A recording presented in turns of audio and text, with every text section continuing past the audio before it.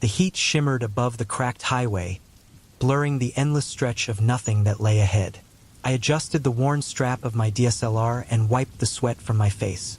Not a single soul in sight, and definitely no sign of the white jackal.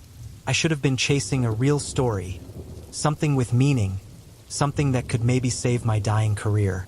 But here I was, standing alone in the Mojave backroads, chasing some ghostly rumor about a pale jackal seen once every few years. Some say it's a spirit, others just laugh. This was what my life had boiled down to. I could already picture the headline: "Small-town reporter snaps photo of ghost jackal." Riveting. I'm Rowan Grady. I write for the Gales County Tribune, a paper nobody reads outside of laundromats and waiting rooms. My bylines are a list of county fairs, church renovations, and city council complaints. There's no money in it, no fame, but I stay, because I have no choice.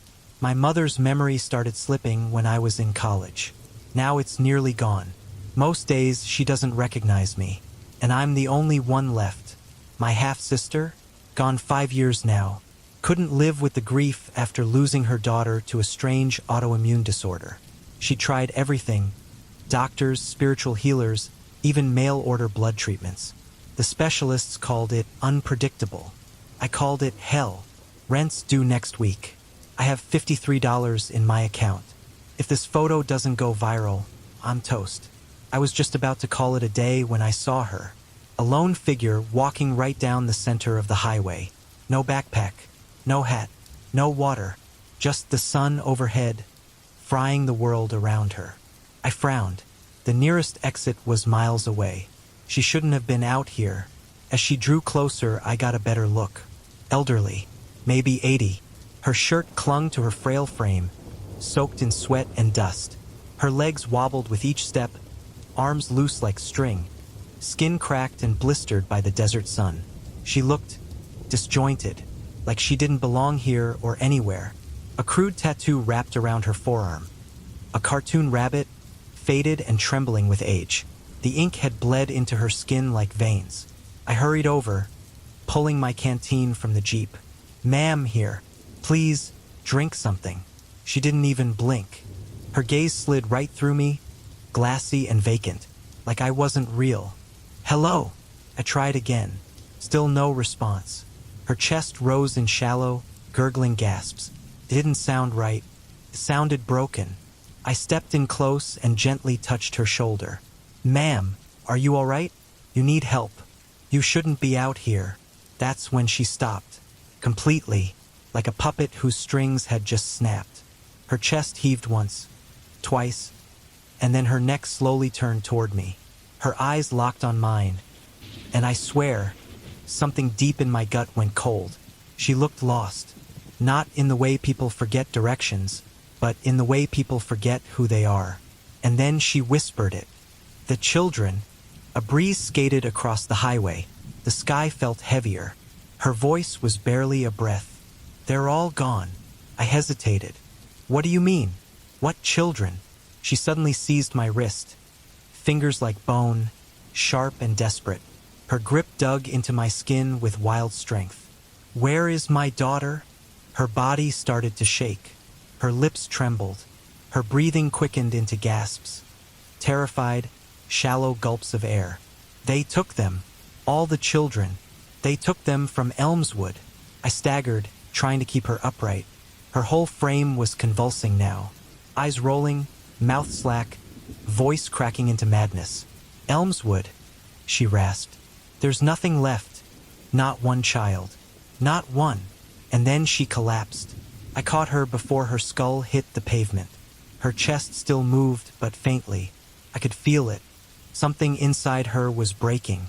I didn't know what just happened, but I knew one thing. I had to drive. Now, to Elmswood, a town I'd never heard of. A town that waded 30 miles deeper into nowhere. I drove like a man possessed, the tires kicking up desert dust as the heat roared against the windshield. My pulse hadn't slowed since the old woman collapsed in my arms. Only 20-something minutes passed, but it felt like I was chasing time itself. Finally, a weathered sign loomed from the dust. "Welcome to Elmswood." I didn't even let the Jeep stop completely before I jumped out and rushed toward what looked like a hospital. An aging, two-story brick building with peeling paint and an overgrown parking lot. Someone, I need help out here. A man in a white coat brushed past me in a blur, heading straight for my Jeep without a word. I chased after him. He rolled a wheelchair to the passenger door and gently lifted the unconscious woman from the seat. Her body sagged like cloth, breaths coming in shallow hiccups. I waited for questions, but none came. "You know her?" I asked, breathless. His eyes didn't meet mine. "Everyone knows Marla." There was something in his voice.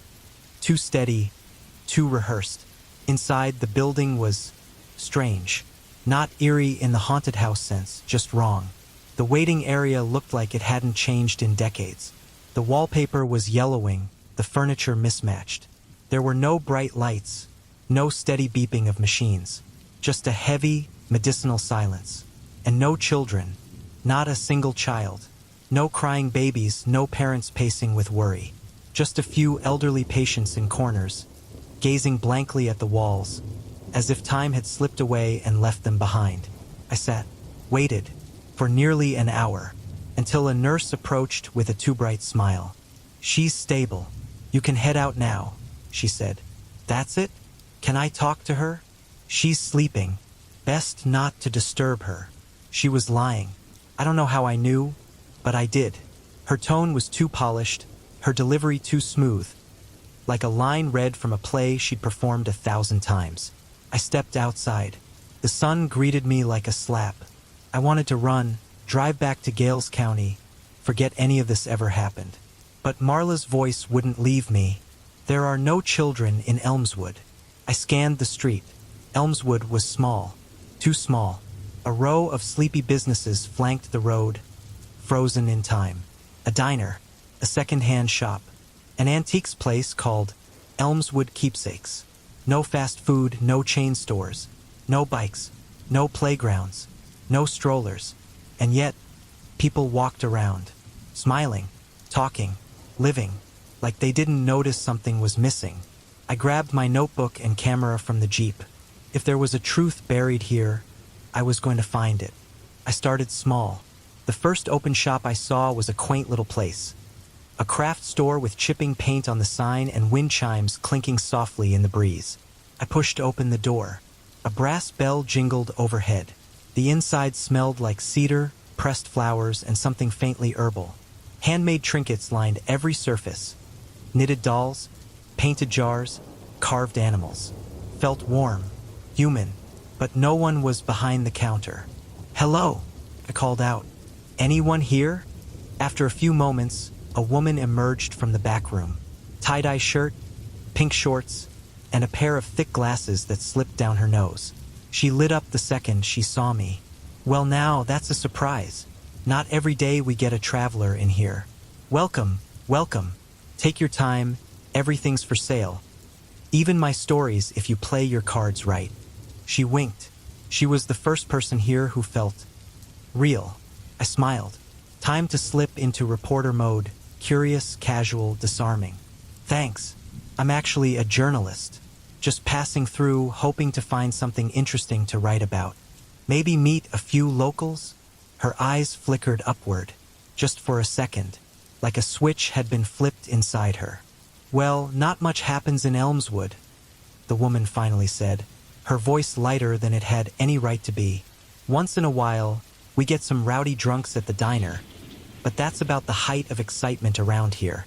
I chuckled politely, but I didn't buy a word of it. Her smile was too measured, her tone too rehearsed. So I nudged the conversation in a new direction. "You know," I said, "I came here because an elderly woman collapsed in front of me out in the desert, maybe 30 miles back. I brought her to the clinic here. She was about yay tall, real thin, with a tattoo on her forearm. Looked like a panda. The change in her expression was immediate. She froze, not overtly, but just enough to notice. For half a heartbeat, her eyes darted downward, her smile stiffened. Then she recovered, too quickly. "Oh, you must mean Marla," she said with forced cheer. "Poor soul. She's been Having a rough time of it lately. The way she said it made something twist in my gut. What do you mean? I asked. She glanced toward the door, just a quick look, but it felt like a check, as if making sure no one was listening. She's just not well, she replied quietly, eyes not meeting mine. Same line I got at the hospital. She mentioned something weird before she passed out. I said, keeping my tone light, kept muttering about children. Said there were no kids left in Elmswood. Another flicker, this time in her fingers, drumming faster against the counter before she forced them still. Her face didn't change much, but her mask had slipped again, just for a second. She's confused, the woman said too fast. Been like that for years. I scratched something imaginary into my notebook. Oh right, I forget. What happened to all the kids again? Why'd they leave? Silence. Then softly, so softly I almost missed it, they never left. Just gotta pass their trials. It wasn't something she decided to say, it was something that escaped like a muscle memory. A chill slid down my spine. What trials? I asked carefully. Her head snapped up, her eyes locking onto mine as if waking from a trance. Then came another too wide smile, as hollow as the hospital halls. Oh, just a silly saying around here. You know how small towns are. She laughed a little too loud and turned quickly to a nearby shelf. Here, for you, a gift. 40% off for being our first tourist in weeks. She handed me a doll. It looked handmade, but unsettlingly detailed. Glassy eyes, jointed limbs, tiny fingers curved unnaturally at the tips. Something seeped from the neckline of its little shirt. A blackish sludge with a sharp, earthy odor.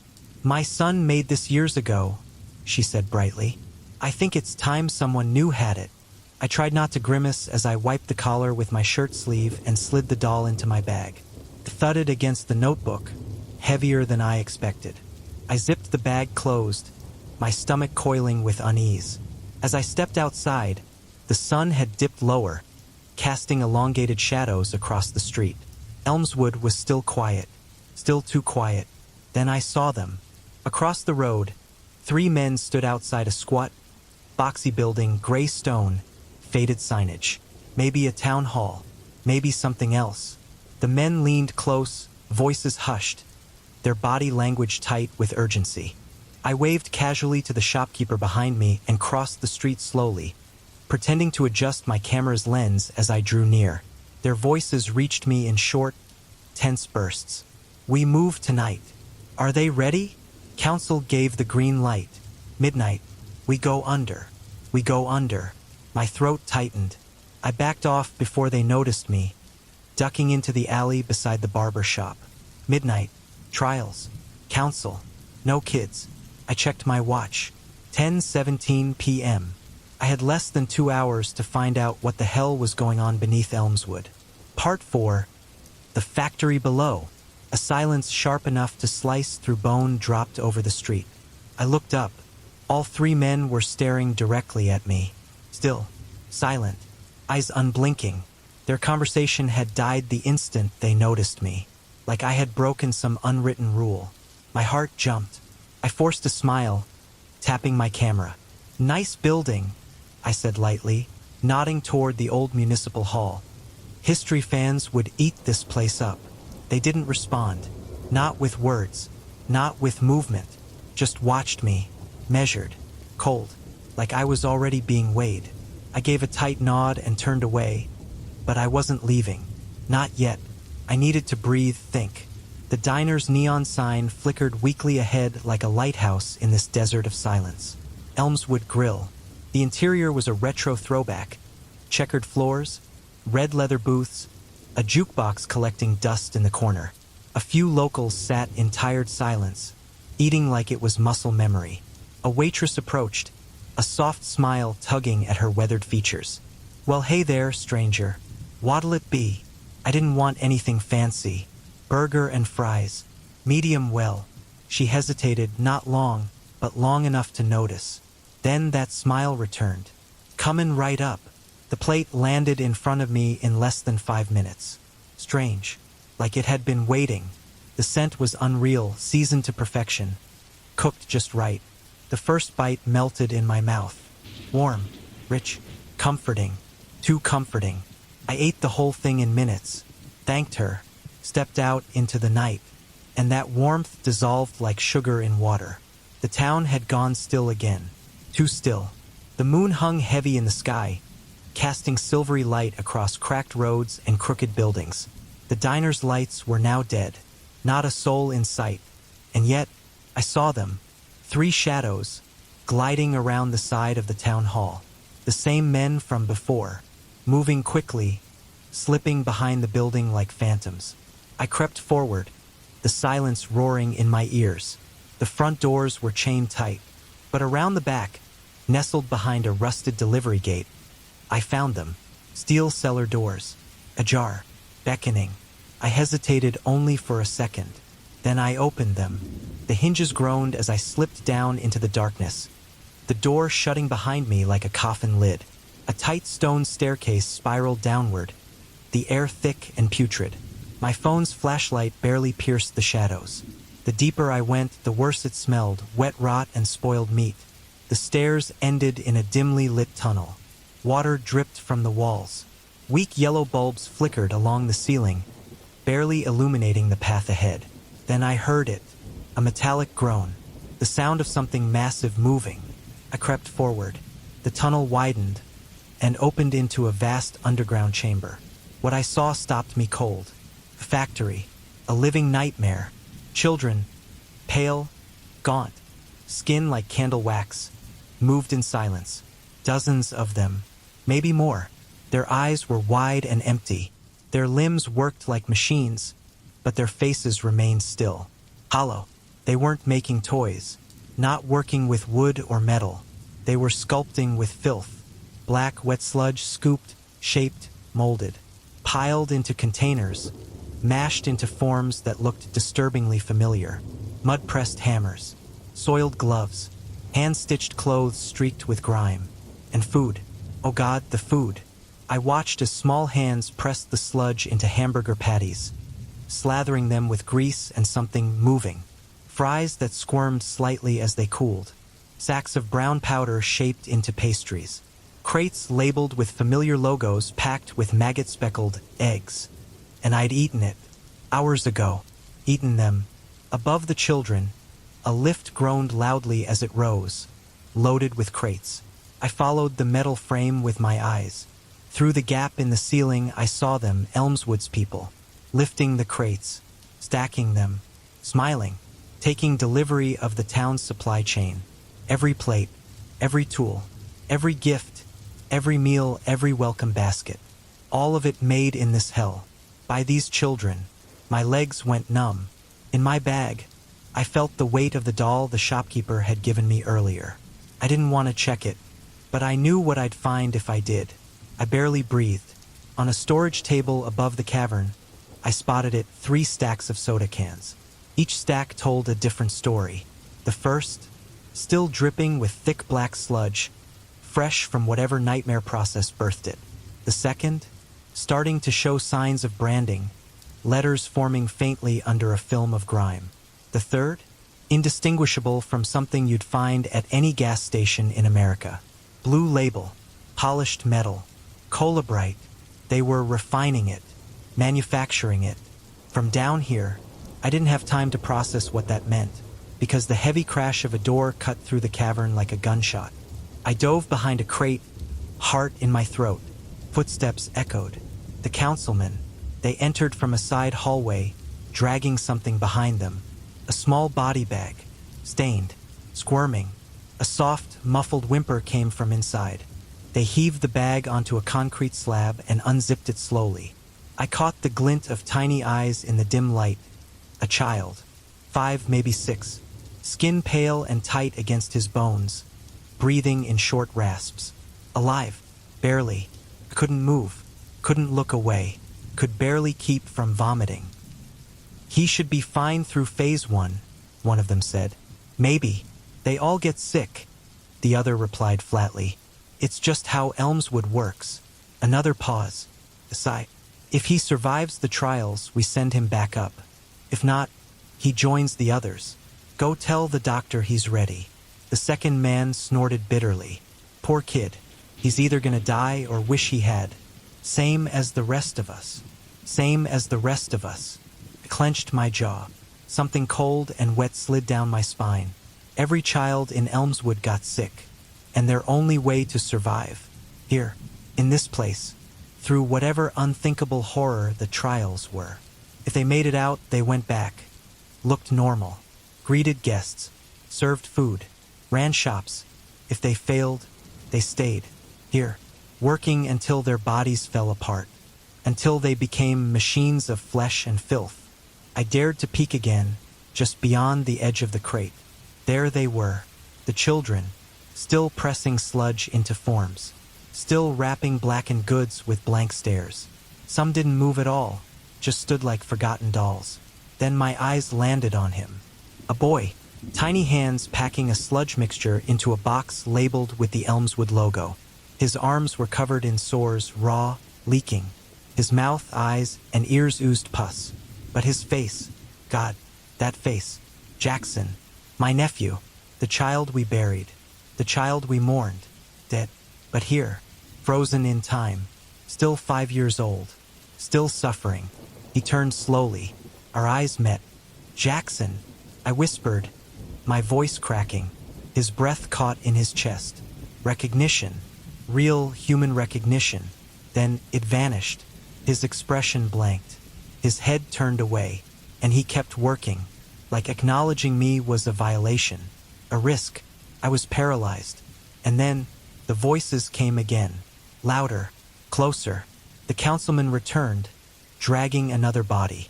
Not a bag this time, Marla, but she was wrong. Her body was bloated and sagging. Her skin cracked like dried clay. That panda tattoo was warped. Skin stretched so tight it looked like plastic. Her mouth hung open, black liquid drooling out. Her eyes, they were still there, still open, but they weren't seeing. Her limbs twitched, an imitation of life, a grotesque performance. I knew what she was now. She hadn't died. She'd been repurposed. They all turned. Every single one of them. Dozens of silent, hollow-eyed children turned their heads toward the twitching corpse of Marla. And then they smiled, slowly, softly, like they'd just been reunited with an old friend. Without hesitation, they dropped their workstations and limped toward her, bare feet slapping wet stone. They didn't scream. They didn't make a sound. They just began feeding. Small hands clawed into her collapsing flesh. Teeth tore through muscle. Nails ripped skin apart. The cavern filled with the slick, wet sounds of chewing and tearing. The councilman stood at a distance, watching it happen like a broken ritual. She slipped through the cracks, huh? One of them said with a smirk. The older man exhaled heavily. No, she was born here, back when I was still a boy. Her folks took her out before the trials. Thought they could cure her somewhere else. We warned them it wouldn't work. So why'd she come back? She didn't. Not really. Never healed. Got older. Had a kid. But the baby didn't survive the week. Same sickness. She snapped. Started claiming we took the child. Said she had to find it. He shook his head, voice flat now. She needed the trials. But by then, it was too late. Something inside me broke. I couldn't stay hidden. I couldn't stay silent. A scream tore through my throat. Raw and high-pitched. I didn't even realize it was mine. I ran. Straight to Jackson. No hesitation. No thought. Just movement. A desperate instinct. I yanked him to his feet. We're leaving. He followed at first. Just for a moment. As if some tiny part of him remembered who he was. We made it up the stairs. The air grew thinner. Cleaner. But then, he stumbled. His small frame convulsed violently. Pus burst from his skin. His limbs quivered, liquefied, like wax spilling over a flame. No, no, no, no. I grabbed him, tried to pull him forward, but his arms dissolved in my hands. His face sagged, eyes wide and glassy. He looked at me, just once. There was sorrow there, recognition, forgiveness, and then he was gone. Puddle of rot at my feet. I ran. I don't remember the stairs. I don't remember the drive. I only remember the burning in my lungs and the shaking of my hands as I slammed the door to my apartment behind me. I tried to breathe, to calm down, to understand. So I did the only thing I could. I wrote every detail, every memory, every grotesque image burned into my mind. But then, it started. The pain. A hot, coiling fire in my gut. My fingers trembled. My vision blurred. I thought it was shock. Then I remembered the burger. The perfect, juicy, melt-in-your-mouth burger. Filth. They fed me filth. I collapsed over the sink, retching until nothing came out. But I knew the truth. It was already inside me, changing me. I don't know how much time I have. I don't know what I'm becoming. But I know this. You can't escape Elmswood. You can't outrun what grows there. You can't fix what's buried beneath that town. And you definitely can't save the children. If you're reading this, please, don't go looking for them. Don't ask about the trials. Don't stop at the diner. Don't eat the food. Just write your article about an albino jackal. And stay the hell away from Elmswood. Because once it's in you, there's no going back.